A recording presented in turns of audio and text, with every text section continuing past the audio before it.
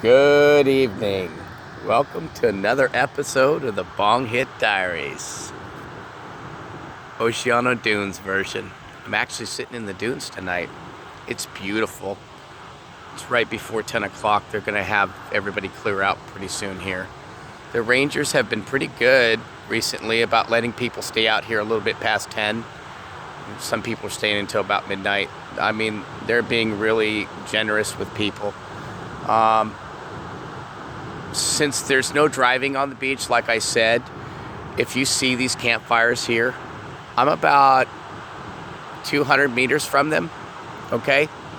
So those campfires are only about 300 feet from the entrance of the park, okay, from Pier Avenue. If you look at that far left campfire right there, okay, that's almost up, that's about 75 feet from Pier Avenue, okay? So people aren't wandering far away from Pier Avenue because, keep in mind, they're family members. They're carrying ice chests and all these other things. And before, when they had vehicles, it wasn't a problem, especially for disabled people.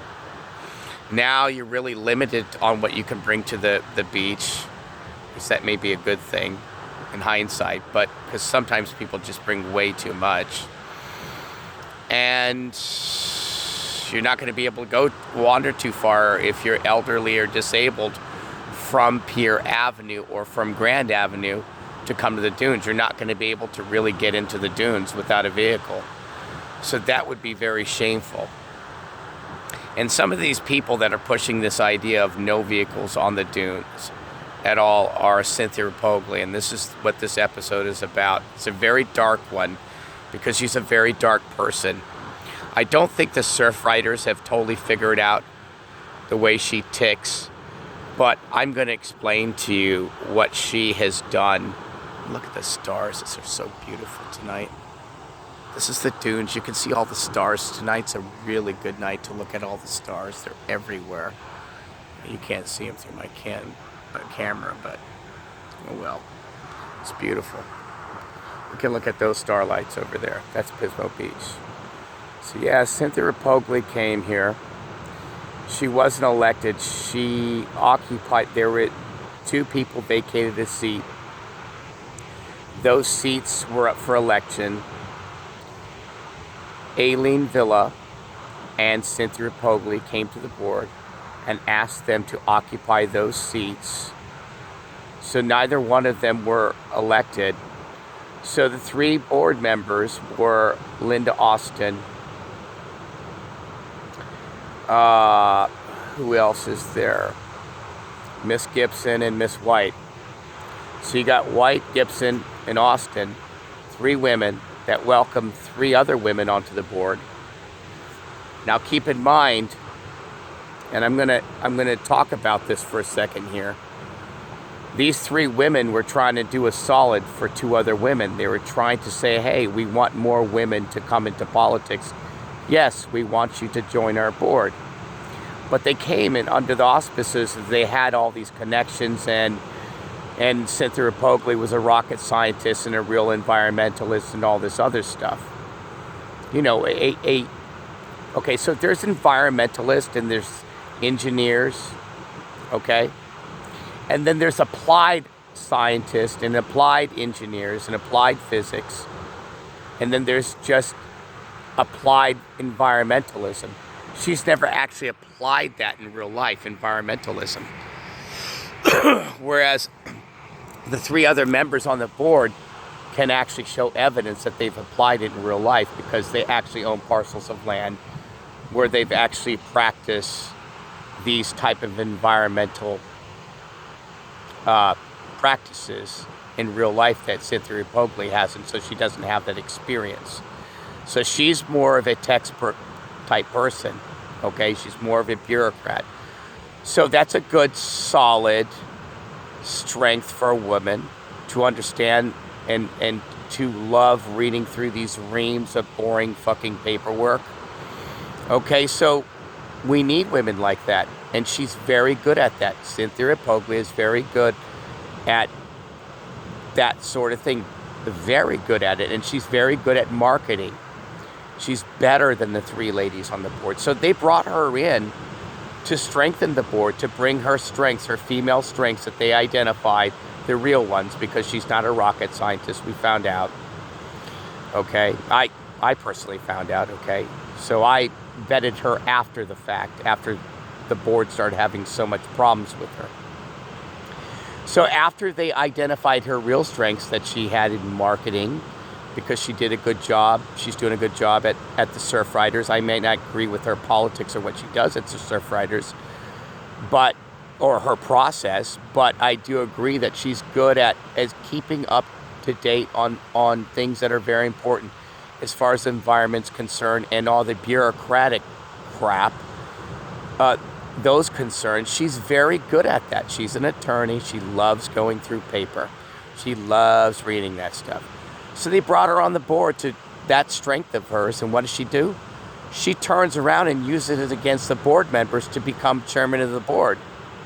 Yeah, so immediately when she got elected, not elected, excuse me, it was immediately when she got appointed by these 3 ladies, and she went uncontested because nobody wanted to have another election. We had so many problems in the past. We were quite comfortable with the 3 ladies that were on the board already, Linda Austin, Miss White, and Miss Gibson. We were like, okay, these 2 other ladies are going to, Aileen Villa was supposed to bring, you know, a minority presence to the board. That was her strength, and she is very, I can say this about Aileen Villa. She puts her money where her mouth is. She actually is a doer. She'll come out here and pick up trash. She helps out homeless people, just like Miss Austin and everybody else. She may not have all these big parcels of land, but she proves through her deeds and through her actions and through her practices that she's an environmentalist more, a practical environmentalist more than Cynthia Replogle. Way more, okay?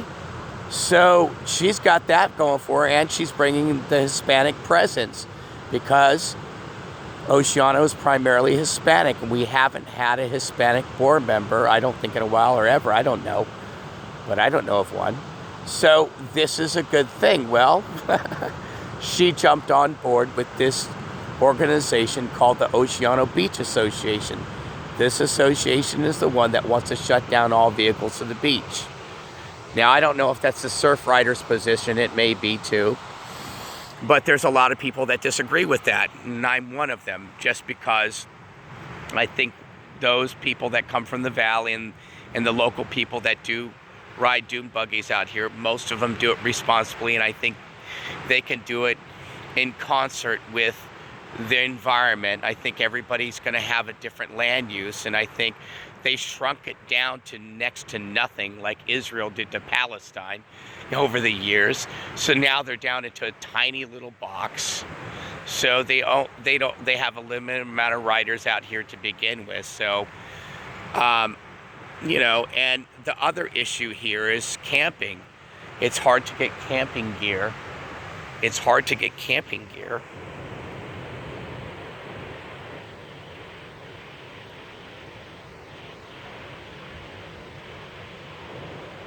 There's a ranger there. So it's hard to get camping gear. The ranger was flashing its light over here. I had to duck down. It's hard to get camping gear out here. Okay, as a family member, okay, if you want to camp out here, remember. And then it's also hard to get out here if you're disabled. Okay, how are elderly people? I mean, you should see how many people over the age of 60 come out here from the valley and tourist. And most of them have mobility disabilities, or they just don't want to get out of their car. There's those sort of people, you know. Well, you know, let them in. Let them park on the beach. And that brings up another good issue here. People don't realize that in the summer, Oceano was San Luis Obispo County's largest parking lot in the summer. What would happen would family members would camp out here for $10 a night. We lost that now.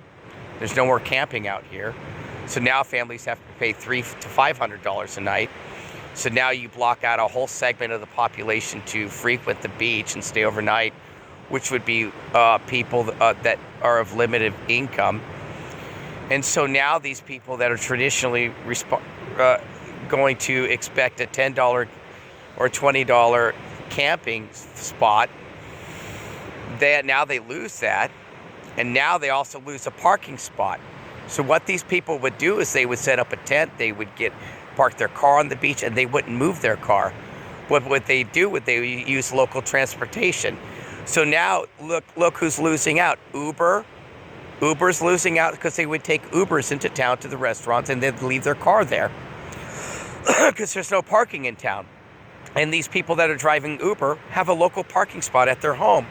So now all the Uber drivers are losing money because they closed down the beach in a time where they need money during COVID. And all the campers that are originally there now have to pay $300 to $500 a night. And now you cause a big, huge parking situation. Now the local residents in Oceano that live by the Strand and on the west side of Highway 1 now are going to have parking issues. They're putting up cones now because beach goers now have no place to park.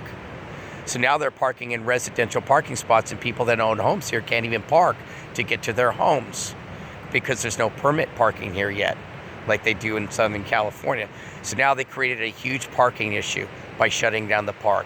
All these issues were created just by simply shutting down this park. That's a huge moneymaker for not only the county, for the park itself.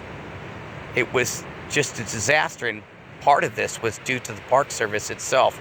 Them fudging all their reports and moving the snowy plover's nest. They got caught moving snowy plover's nests, these idiots. They're so dishonest out here. Everybody knows it. People don't respect the rangers out here. They just want to come out here and make money. They really don't. Half of them don't even care about the environment, really, because they see people destroying it every day. I think they've just gotten to the point where they're just fed up. There's been so many fires out here too from the homeless living out here. That's another problem out here. The homeless encampments have doubled. The fires have doubled. They have a 10, 12-hour acre fire out here last week. Not even last week, 4 days ago. So now that they shut down the park, now all the homeless people are taking over the land because nobody's really monitoring what's going on, because they have limited people coming out here, and now probably the state's going to probably lay off people. They don't have money anymore. It's just a disaster. That's the park ranger over there. He's going to want me to go. Okay, I'm not going to give him any problems if he asks me, but if he doesn't see me, he doesn't see me. I'm just here with my dog, cause no harm to nobody. And I'm a local resident, and I'm stopping for a break to film a video. Okay, in a quiet place. Yeah. So this guy probably has night vision binoculars. He's probably going to see me. He's probably going to point his light over here. Or maybe not. These guys had night vision binoculars. I know Sheriff Ian Parkinson's guys probably do. The SWAT team guys do. Thermals. At least some thermals. Thermals would be cool to have out here, thermal binoculars. So that's a park ranger right there. Oh, by the way, I found out that they still groom the parking lot once a week. So the sand that's building up over there in the parking lot, I found out from the ranger, they're able to groom it once a week, the parking lot. Okay, so here he comes. Again, I don't know what he's doing.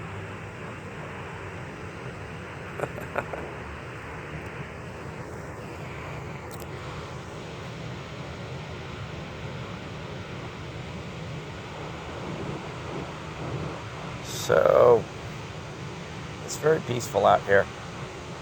So yeah, Cynthia Replogle, or Replogle, however you pronounce her last name, she's a very dark person. She started attacking, she started launching personal attacks. She started using her professional skills of marketing against taking apart the board members that invited her on the board. That was her whole goal.